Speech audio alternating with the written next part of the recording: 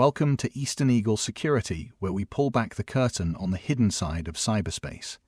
I'm Subhajit, and this is the podcast where digital shadows are exposed and cybercriminals meet the spotlight. In today's episode, we're diving straight into the underbelly of the internet, the dark web.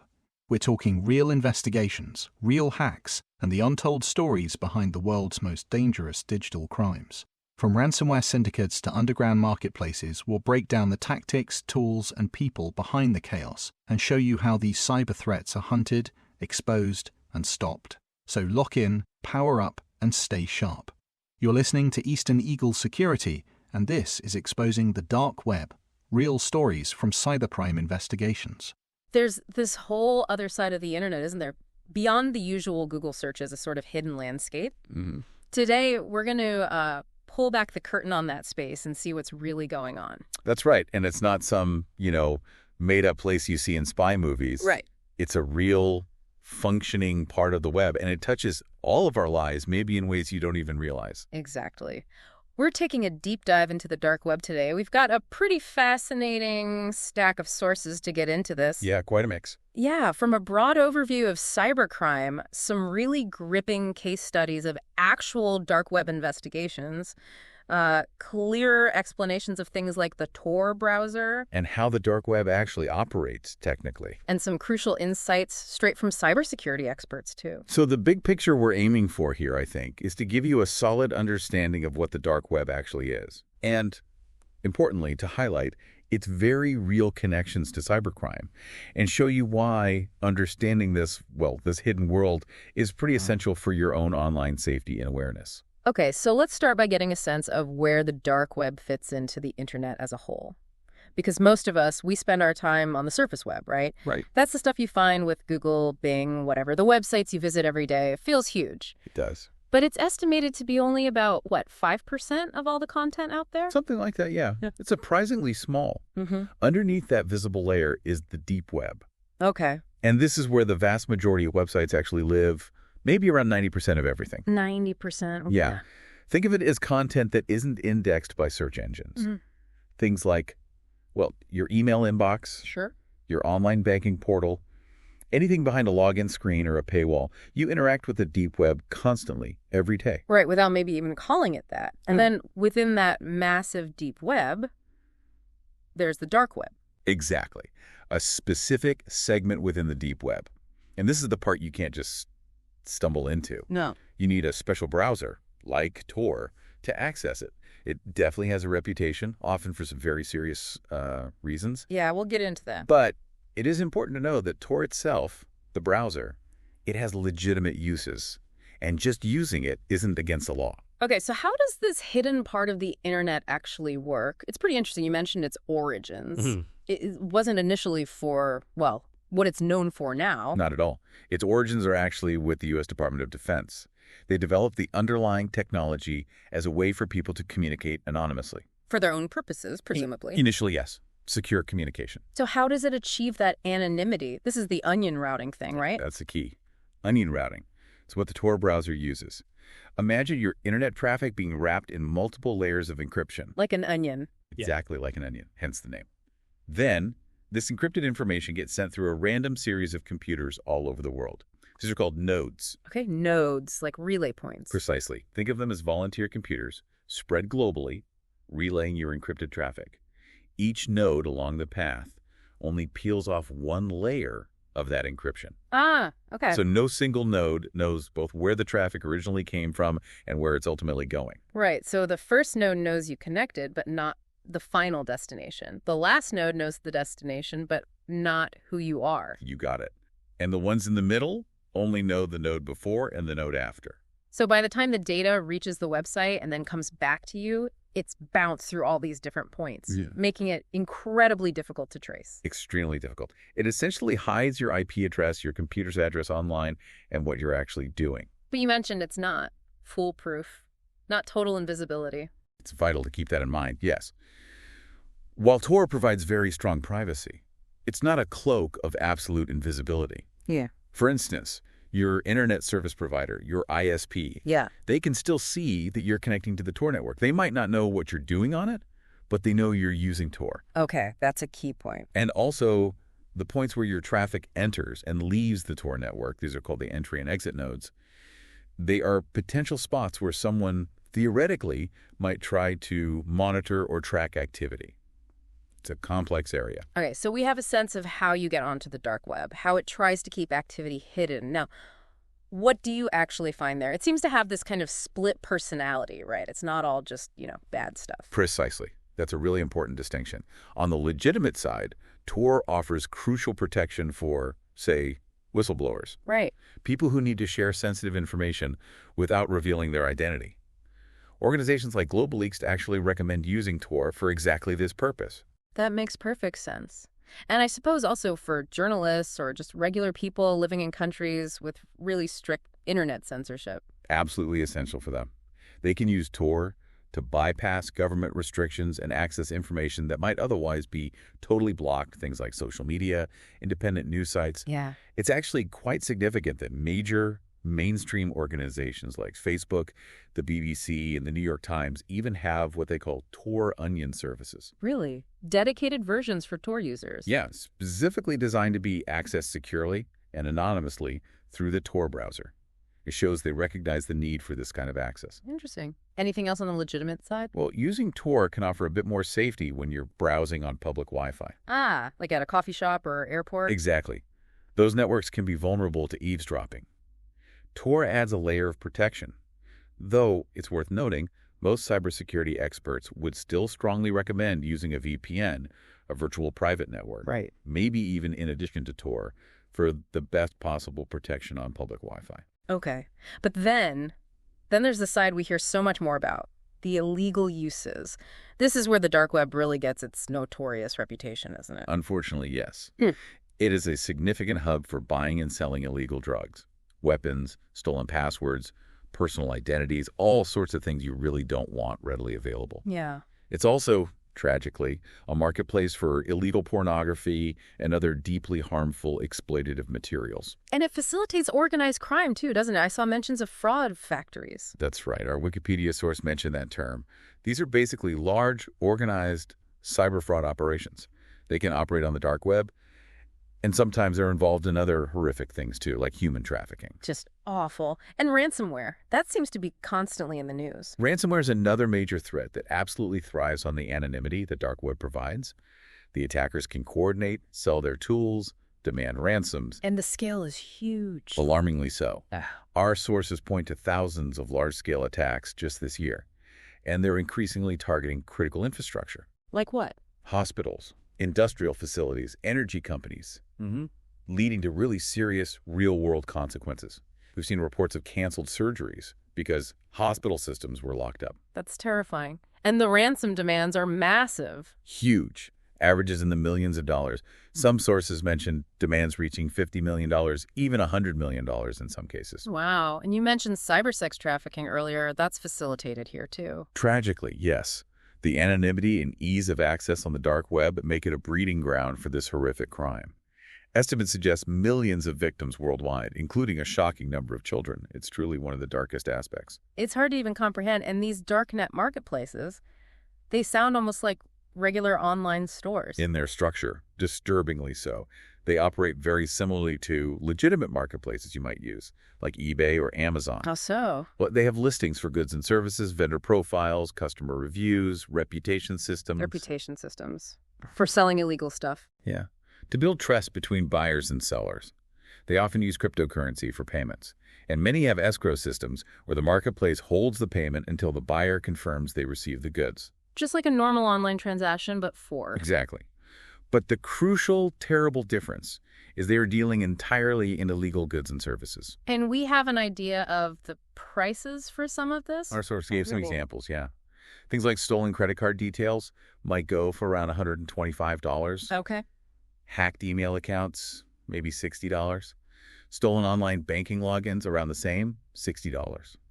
Even things like hiring someone to launch a denial of service attack against a website. You can hire someone for that? Apparently so. Maybe around $350 for a week-long attack. according to one source.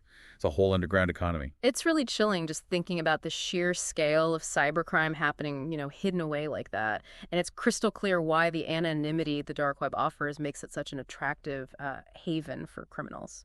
Absolutely. That lack of accountability, or perceived lack of accountability that anonymity provides, really fuels the trade in illegal materials and services. These fraud factories you mentioned earlier, that sounds like organized crime really leveraging these hidden spaces. It's a prime example, yeah. Large-scale, organized operations taking full advantage of the environment. And ransomware just seems relentless, doesn't it? The fact that attacks are hitting critical infrastructure, causing real physical harm, that really brings it home. It really underscores how serious the threat has become. It's not just digital data anymore. It's impacting essential services. And we absolutely cannot forget cybersex trafficking, the way the dark web facilitates that, the ease of access, the anonymity. It's a huge factor in a global crisis. A devastating one, with millions of vulnerable victims, including far too many children. Those darknet marketplaces sound disturbingly sophisticated. Adapting features from legitimate e-commerce like escrow and reputation systems. It just shows how organized these illegal operations have become. It does. And what's fascinating, in a technical sense, is the critical role cryptocurrency plays in all of this. Ah, yes, the payment method. Exactly. Initially, Bitcoin was the big one. It became the preferred payment method early on because it's decentralized. Meaning no single bank or government controls it. Right. And there was this perception, at least initially, that it was completely anonymous. But that's changing, or has changed, hasn't it? Law enforcement got better at tracing Bitcoin. They definitely have. As tracing techniques improved, criminals started looking for even more private options. So we saw a shift towards privacy-focused cryptocurrencies like Monero or Zcash. Designed specifically to be harder to track. That's the idea. Interestingly, though, some recent information suggests that stablecoins— Those are cryptos pegged to traditional currency, like the dollar. Exactly. Stablecoins have apparently become the majority in terms of the volume of illicit transactions recently, possibly because their value doesn't fluctuate wildly like Bitcoin can. So it must be a constant cat and mouse game for law enforcement trying to follow these digital money trails. It absolutely is. Tracing crypto transactions presents some pretty significant challenges. Like what? Well, because they're decentralized, transactions often cross international borders seamlessly. That complicates jurisdiction. Makes sense. And criminals use techniques to obscure the trail, like things called mixers or tumblers. Mixers, what do they do? Essentially, they pool funds from many different sources, mix them all up, and then send out payments. Imagine putting your $10 bill into a giant pot with thousands of other $10 bills, swirling it around, and then taking a different $10 bill out. Okay, yeah. Hard to tell which bill was originally yours. Exactly. It makes it very difficult to follow a specific transaction chain back to its origin. But it's not a completely lost cause for law enforcement, right? You mentioned monitoring helps. That's right. It's not impossible. Dark web monitoring is actually a key tool helping to overcome some of these challenges. How does that work? Well, by actively monitoring dark web forums, marketplaces, chat channels, and so on, investigators can start to identify patterns of criminal behavior. Okay. They can track the digital wallet addresses being used for illegal activities. And crucially, they look for points where these criminals interact with the legitimate financial world. Like trying to cash out their crypto. Exactly. When they interact with regulated centralized services like cryptocurrency exchanges to convert crypto back into traditional money, that often requires identity verification. Ah, so that creates a link. It provides vital clues that can connect those seemingly anonymous online transactions back to real-world individuals or groups. And there have been some pretty big successes using these techniques, like taking down major operations. Absolutely. The takedown of Silk Road years ago, that was one of the earliest and biggest dark web marketplaces, was a major success. The FBI was able to trace Bitcoin transactions directly back to Ross Ulbricht, the operator. Wow. And more recently, remember the Colonial Pipeline ransomware attack? A huge Bitcoin ransom was paid. I do, yeah. Law enforcement, using careful blockchain analysis, basically analyzing the public ledger of Bitcoin transactions, was able to recover a significant portion of those funds. That's impressive. And the takedown of Hydra Marketplace, which was a massive Russian-language dark web operation, that was the result of years of painstaking work. It involved combining sophisticated blockchain analysis with continuous dark web monitoring to trace the crypto flow and ultimately dismantle the entire network. So it definitely sounds like while cryptocurrency offers criminals some advantages, it's not the foolproof anonymous system maybe it was once thought to be, especially with advances in monitoring and analysis. Precisely. And that brings us to dark web monitoring more broadly. It's essentially like running specialized search operations, but focused on this hidden part of the internet. Looking for specific things. Specifically looking for compromised information, things that might belong to an organization or even to you as an individual. So like, if my company's employee login details, or maybe our customer data, somehow ends up for sale on the dark web, these monitoring services could potentially spot that. Exactly. That's the core value proposition. They scan forums, marketplaces, data dumps, looking for mentions of specific company domains, email addresses, credentials, intellectual property, personal data. Okay. And if something is found? Then the crucial next step is to act very, very quickly. The sooner you know your data is out there, the faster you can work to minimize the potential harm. Like changing passwords, notifying affected people. Exactly, and reporting it to the relevant authorities. But of course, prevention is always the best strategy. The basics, right. Strong passwords. Strong, unique passwords for everything. Yeah. Enabling multi-factor authentication, that second check, like a code to your phone wherever possible. Huge. And just being extremely cautious about phishing attempts, those fake emails or messages trying to trick you into giving up your credentials. Those are still major ways data gets compromised in the first place. Yeah, absolutely. Our source from Prebytes actually gave a really clear example of monitoring in action. Oh, yeah. They talked about how their dark web investigation service alerted a bank in Poland. It found compromised employee and customer data that had shown up on the darknet. Apparently, it came from a phishing attack. And what happened? Well, what was really significant, according to the case study, was the speed, because the bank got that timely notification that their data was exposed. They could react immediately. Exactly. Their security team could take immediate action to contain the breach, change credentials, lock things down, and prevent further damage from that specific data leak. It really shows the tangible benefit. Definitely. Early warning makes a huge difference. Now, there are a lot of, let's say, common ideas or myths floating around about the dark web. Let's try and clear some of those up. Myths versus reality. Okay. Yeah, one common myth, probably fueled by movies and fiction, is that the dark web is primarily this shadowy marketplace for really extreme illegal stuff, like hiring hitmen. Right, you hear those kinds of stories. And look, while that kind of horrific content might exist in some really obscure, nasty corners, it's almost certainly not the most prevalent threat or the biggest part of the activity there. So what is the bigger reality then? What's the more significant threat? The much bigger, more widespread danger really seems to lie in the sheer volume of stolen data being bought and sold constantly. Credentials, credit cards, personal info. Exactly. Plus the underlying infrastructure that supports massive cybercrime operations like ransomware.